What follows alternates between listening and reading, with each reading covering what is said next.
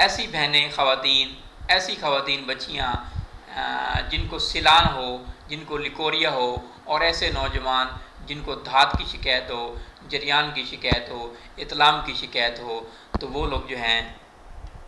Board की दाढ़ी ले लें। बोर्ड की दाढ़ी होती है,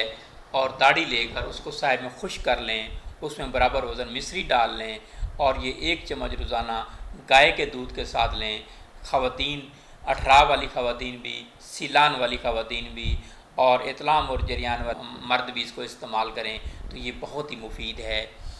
ऐसे लोग जिनको सूरत की शिकायत है, जो अपनी हकूक़ ज़ौजियत जो है, सनफ़ नाज़िक को जो है खुश नहीं कर पाते, तो वो लोग जो हैं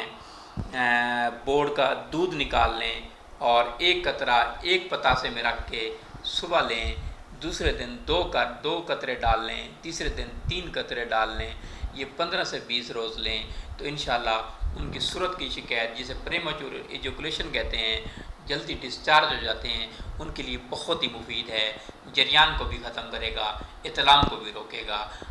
जिस्म की जो हीट है,